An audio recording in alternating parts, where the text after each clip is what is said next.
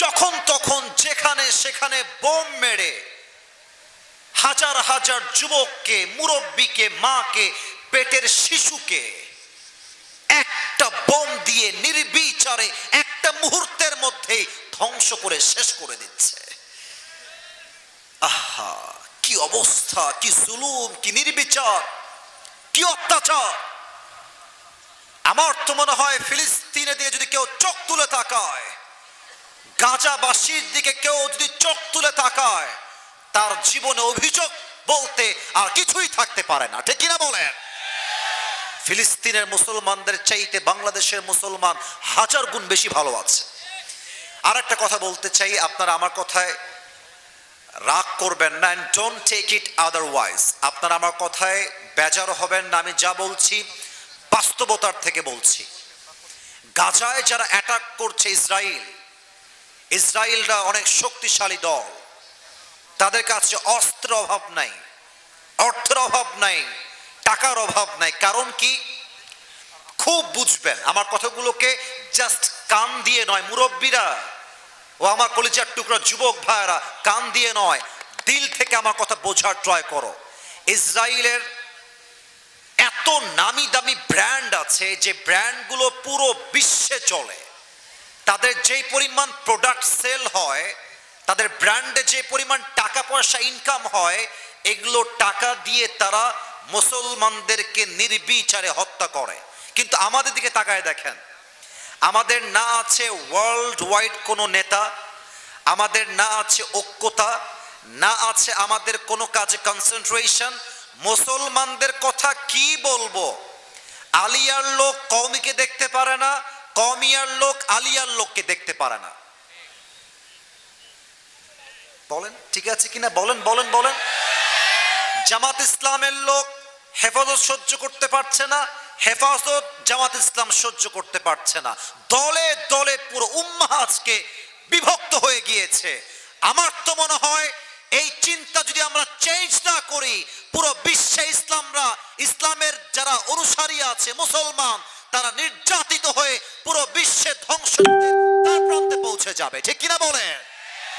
অতএব আমাদের প্রথম পরিচয় কওমি নয়, প্রথম পরিচয় আলিয়া নয়, প্রথম পরিচয় জামাত নয়, প্রথম পরিচয় হেফাজত নয়, প্রথম পরিচয় চরমোনায় নয়, প্রথম পরিচয় সরসিনা নয়, প্রথম পরিচয় আওয়ামী লীগ নয়, বিএনপি নয়, আহলে হাদিস নয়। আরে আমার প্রথম পরিচয়, আমি মুসলমান ঘরের সন্তান, বগুড়ার ভাইরা, ঠিক কিনা বলেন? ঐক্যতার দোয়ার খুলতে হবে। এবং আমার মনে হয় যদি আরবের শায়েখদের হুঁশ ফিরে আসে, বিশ্বের মুসলমানদের নেতারা যদি ঐক্যবদ্ধ হয়ে যায়, ইসরায়েলের অস্তিত্ব খুঁজে পাওয়া যাবে না। আমি আজকের মাহফিল থেকে দোয়া করে দেই, আল্লাহ আমার ফিলিস্তিনের ভাইদেরকে হেফাজত করুক। পড়েন সবাই আমিন। আর একটু জোরে বলবেন না আমিন? আল্লাহ আমার গাজার কলিজার টুকরা প্রত্যেকটা যুবককে, মুরব্বীকে, মা বোনকে পরিপূর্ণ হেফাজত করুক। পড়েন সবাই আমিন। আচ্ছা, আপনারা যারা এসেছেন আজকে আলোচনা শুনতে, আপনাদের বউ আছে কার কার? একটু হাত তুলেন তো। বউ আছে? আচ্ছা, বউ আছে, হাত নামান। এবার যাদের বউ নাই, সিঙ্গেল যারা, তারা একটু হাত তুলো দেখি বাবুরা। কারো বউ নাই? আমি বিশ্বাস করি না। আচ্ছা, আমি দোয়া করে দেই আল্লাহ সবাইকে দিনদার নেককার বউ দিয়ে দিক। পড়েন সবাই আমিন। আরে হাত নামান মিয়া, হাত নামান। আপনারা কষ্টে আছেন আমি বুঝতেছি বাবুরা। আসলে ঈদ তো গেল, আমরা মানছি ঈদ গেল, বাট যার ঈদে বউ ছিল না, তার ঈদে কোনো আনন্দ ছিল না। যুবক ভাইরা বলো, আব্বারা বোঝে না, খালি বলে নিজের পায়ে দাঁড়া তারপরে বিয়ে করবে। বাট নিজের পায়ে দাঁড়াইতে দাঁড়াইতে যৌবন অর্ধেক টাকাই নষ্ট হয়ে যায়। যুবক ভাইরা, আল্লাহ আমার আব্বা জানদেরকে বোঝার তৌফিক দান করে। পড়েন সবাই আমিন। আমরা তিনটে তাকবীর দিব, তাকবীর শেষ হবে। আমি যে সোনামণি, ধরো ধরো ধরো ধরো, না না না, বসো বসো, ওখানে বসো। তোর বউ না, তুই যাস কোথায় বেটা? একেবারে লুঙ্গি খুলে রেখে দিব ওই জায়গাতে বাবুরা, খবর না না না, ওখানেই থাকতে হবে। দোয়া করে বাসায় যাবা। তোমার গার্লফ্রেন্ড আছে নাকি? খবরদার বউ নাই, কেউ নাই, ওয়াজ ছাড়া আমার জীবনে কোনো গতিই নাই, ঠিক কি না বলেন? কেউ যদি উঠে যায় আমাকে আপনার ডাক দিবেন, ওয়াজ দোয়া না করে উঠে যাওয়া যাবে না, ঠিক কি না? 3টা তাকবীর দিয়ে তাফসীর শুরু হবে। প্রথম তাকবীর দিবেন আমার প্রিয় বিবাহিত ভাই যারা এসেছেন তারা। বিবাহিত ভাইরা একটু কাশি দিবেন। আরে ভাই আপনারা আমার পক্ষের লোক, একটু জোরে কাশি দেন। দেখা যাক নাম্বার কারা কত বেশি পায়। প্রথম তাকবীর বিবাহিতরা দিবেন, সিঙ্গেলরা কিপ কোয়েট, স্টপ, চুপ থাকবেন। বিবাহিত ভাইরা নারায়ে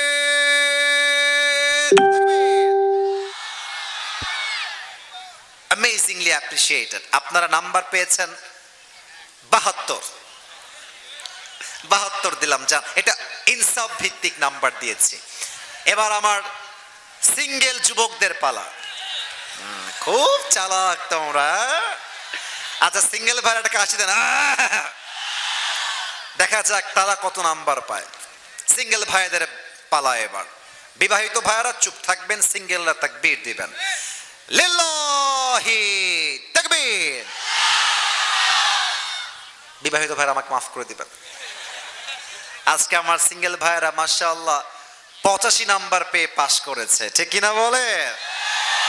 তো যাই হোক, যা হওয়ার হয়ে গেছে। এবার আমরা সবাই মিলে জাস্ট শেষ একটা তাকবীর দিব, তাফসীর এরপরে শুরু হবে। সবাই মিলে, কোনো ভাগাভাগি নাই। আরে বগুড়ার সন্তান যখন আওয়াজ দেয়, আমি খুব চোখে দেখেছি। আমার ভাই আবু তাহের ভাই সাক্ষী, আমি আগেও এসেছিলাম। এদের সাউন্ডই বলবে এরা কেউ বিড়ালের বাচ্চা নয়, সব সিংহের বাচ্চাগুলো আমার সামনে বসে আছে। এরা নারায়ে তাকবীর।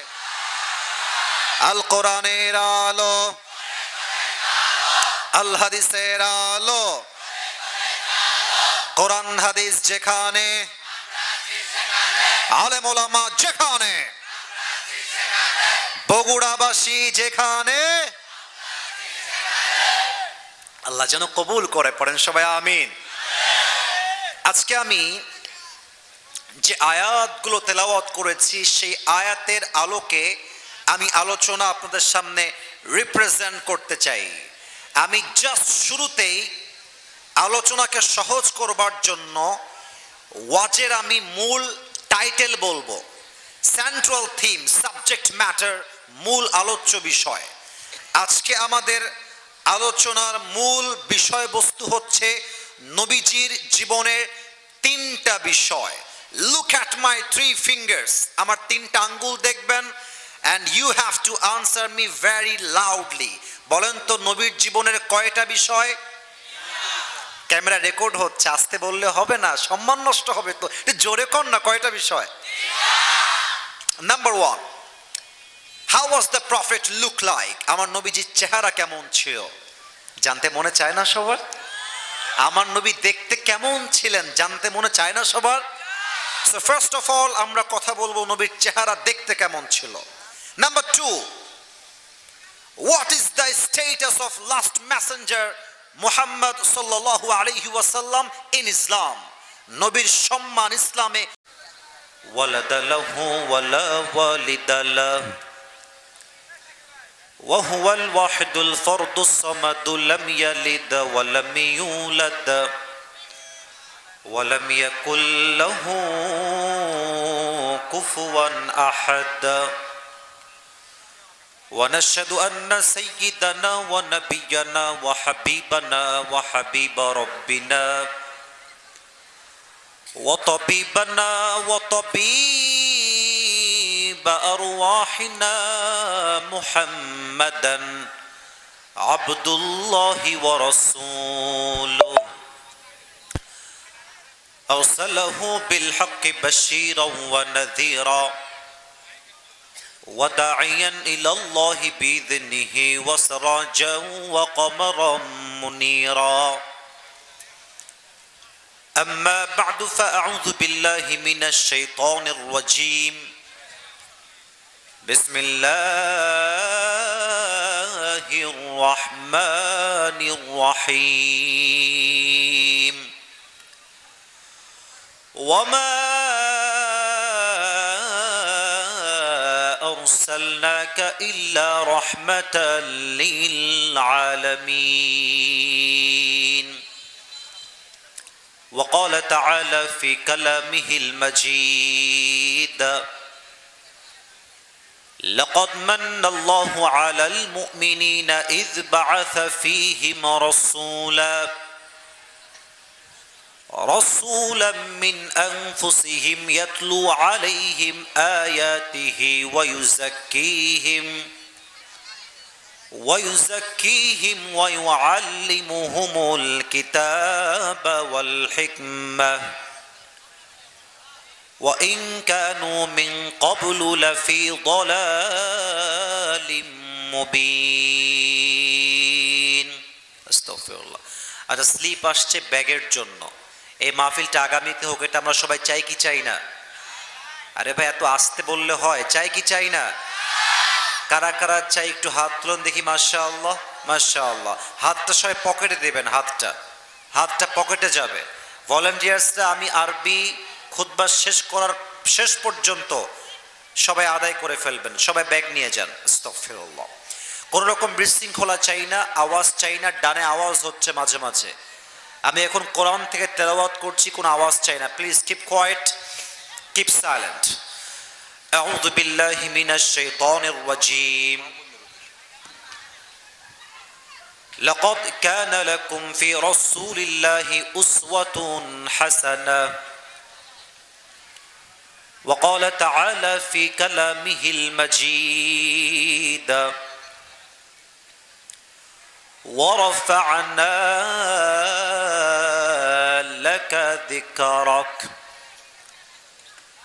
وقال تعالى في كلامه المجيد: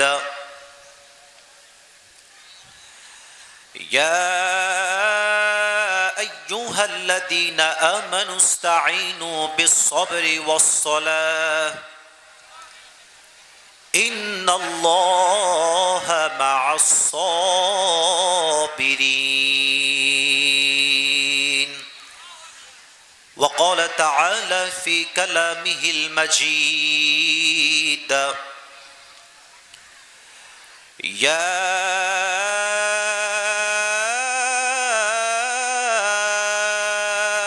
أيها الذين آمنوا اصبروا وصابروا ورابطوا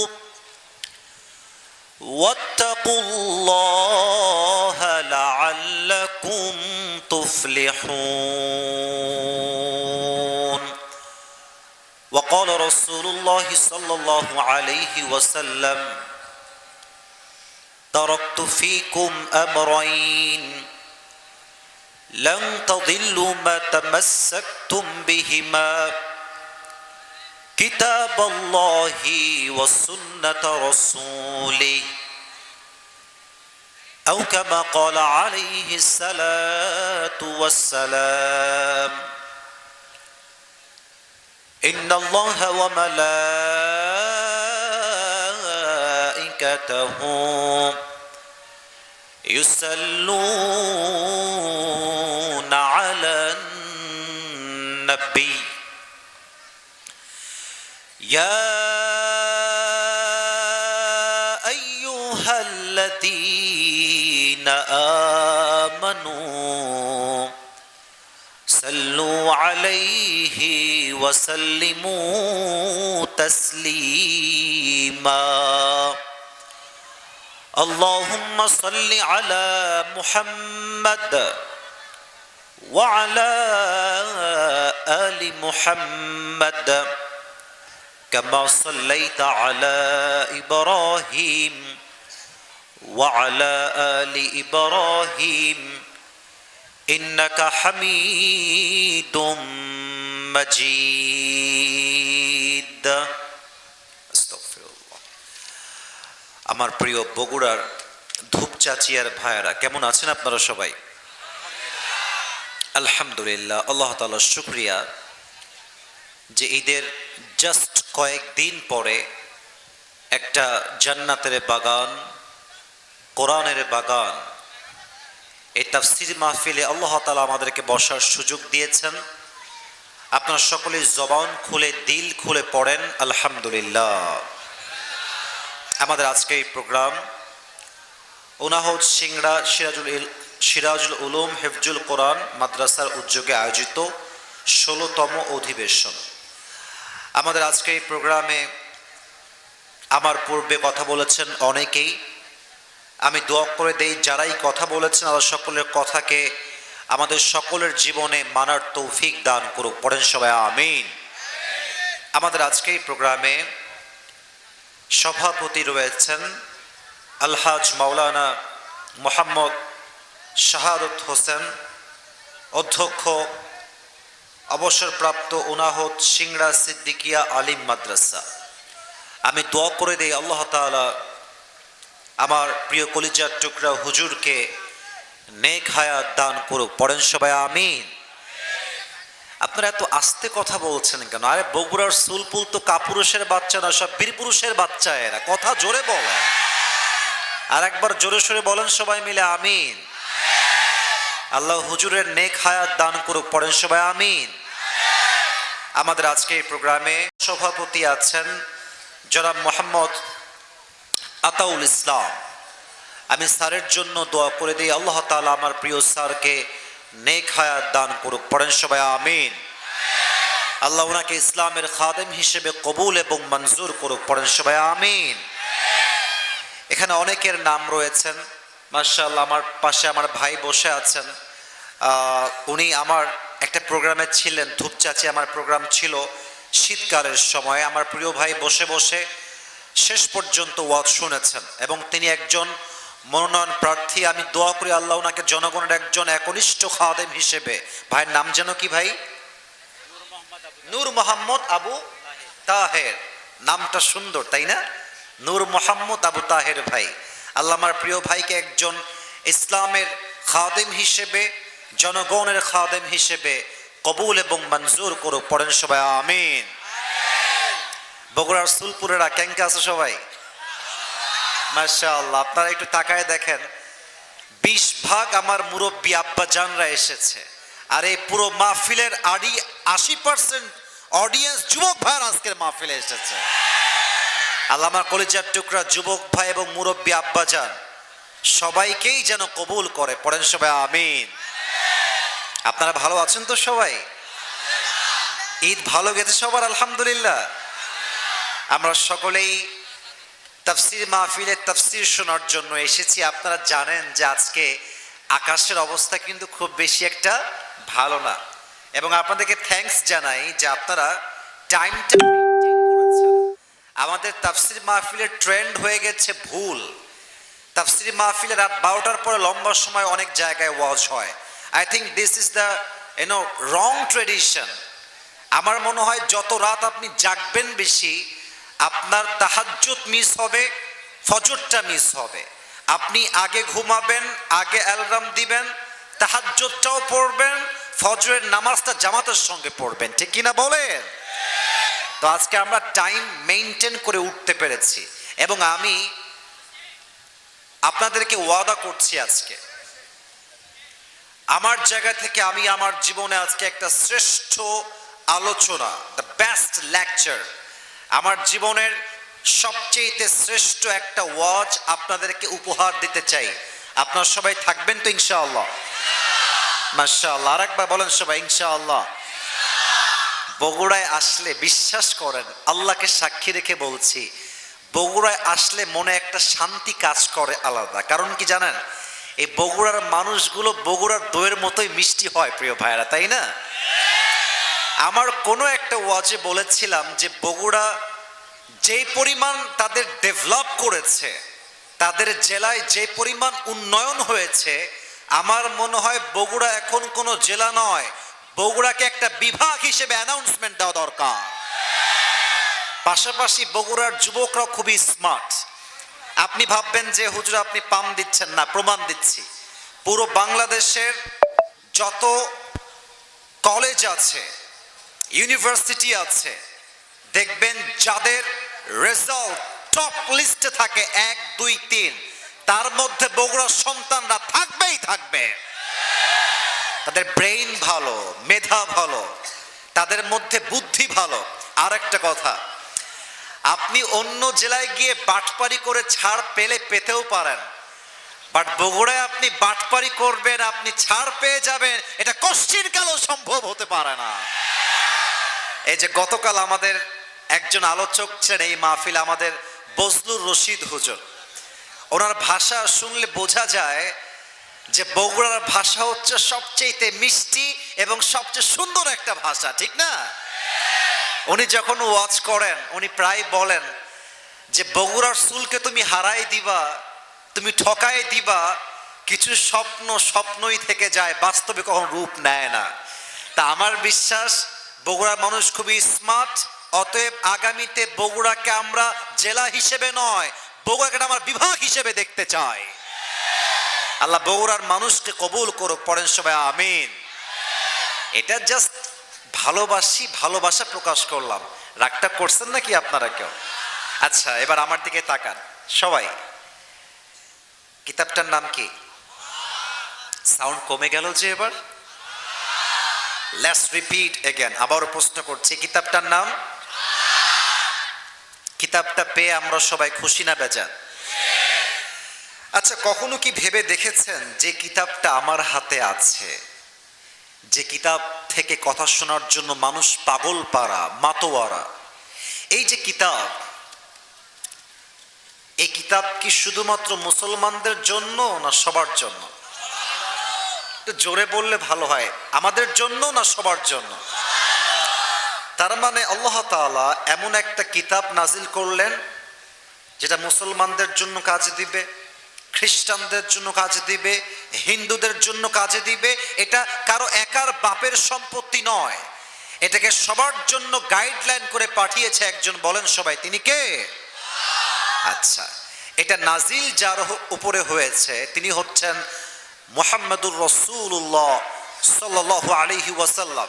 এবার বলেন, আমার নবী, আপনার নবী, উনি কি জাস্ট মুসলমানদের নবী না সবার নবী? সবার নবী। আচ্ছা, আমাদের ধর্মের নাম? না, বগুড়া সুলপুলদের আজকে আওয়াজ পাচ্ছি না। আমাদের ধর্মের নাম আর একবার, আমাদের ধর্মের নাম ইসলাম। কি আমার আপনার জন্য শুধু না সবার জন্য? আচ্ছা, এবার আসেন, এই ইসলাম, এই কোরআন এবং আমাদের সকলের প্রিয় নবী, এই সব কিছুকে দুনিয়াতে পাঠিয়েছে এক সত্তা, বলেন সবাই তিনি কে? এবার বলেন তো, আল্লাহ কি শুধু মুসলমানদের আল্লাহ না সবার আল্লাহ? তাহলে এবার ঠান্ডা মাথায় ভাবেন, এমন একটা কোরআন পেলাম যে কোরআনটা শুধুমাত্র আমাদের জন্য নয় সবার জন্য। এমন একটা ধর্ম পেলাম যেই ধর্ম জাস্ট আমাদের জন্য নয় সবার জন্য। এমন এক নবী পেলাম যেই নবী জাস্ট আমাদের নবী নয়, পুরো বিশ্বের সবার জন্য একই মডেল, একই আদর্শ। আমার নবী সবচেয়ে সেরা নবী, সুবহানাল্লাহ পড়বেন না আপনারা? আবার এমন একজন আল্লাহ পেলাম যেই আল্লাহ জাস্ট মুসলমানদের আল্লাহ নয়, তিনি সবার আল্লাহ। এত নিয়ামত পেয়ে আমরা সবাই খুশি না বেজার? এবার আসুন ভূমিকায় জাস্ট কয়েকটা কথা বলে আমরা মূল তাফসীরে ফিরে যাওয়ার চেষ্টা করি। আমি দেখতে পাচ্ছি এখানে আমার চোখের সামনে, just in front of me, এই সোজাসুজি আমার অনেক মুরব্বীরা আছেন, আমার আব্বাজানরা আছেন। আমি আপনাদেরকে আমার নিজের জায়গা থেকে স্যালিউট জানাই। আপনারা আমার মাথার তাজ, আপনারা আমার কলিজার মানুষ, ভালোবাসার মানুষ। আমি একটা কথা বলতে চাই আপনাদের সবাইকে, মুরব্বীদেরকে বিশেষ করে অ্যাড্রেস করতে চাই। আমার মুরব্বী আব্বাজান যারা এসেছেন একটু কান খাড়া করবেন, আমার মা যারা এসেছেন প্লিজ একটু কান খাড়া করবেন। চায়ের দোকানে একজন মুরব্বী বসে আছে, আর এক মুরব্বী আসছে, এসে বলছে কি ব্যাপার, কেমন আছো, দিনকাল কেমন যাচ্ছে? আমরা আসলে এত নিমক হারাম হয়ে গেছি, আমরা এত নাশুকুর হয়ে গেছি, আমরা আলহামদুলিল্লাহ বলা তো বহু দূরের কথা, আমরা প্রথমেই বলি আর বলিস না। যত দুঃখ আমার জীবনে আছে, আমার মতো কষ্টে দুঃখে কেউ নাই। ছেলে খারাপ, বউ খারাপ, আমার মেয়ে খারাপ, বন্ধু খারাপ, ভাই খারাপ, মা খারাপ, বাপ খারাপ, পরিবার খারাপ, আমার জীবনটা ভালো যাচ্ছে না। আল্লাহ বলছে বান্দা যখন নাশকর হয়ে যায়, অকৃতজ্ঞ হয়ে যায়, আমি আল্লাহ বান্দাকে যে নিয়ামতগুলো দিয়েছিলাম প্রত্যেকটা নিয়ামত আমি আল্লাহ বান্দাদের ছিনাই নিয়ে যাই। ঠিক কিনা বলেন? আমি এই কথা কেন বললাম জানেন? আজকে আপনি শুকরগুজার হওয়ার কারণ খুঁজে পান না, আপনার কাছে অভিযোগের শেষ নাই। একবার ঠান্ডা মাথায় মোবাইল ফোনটা খুলে একবার গাজার দিকে তাকায় দেখেন তো, একবার ফিলিস্তিনের দিকে একটা চোখ তুলে তাকান। তারা যেই পরিমাণ কষ্টে আছে, জুলুমের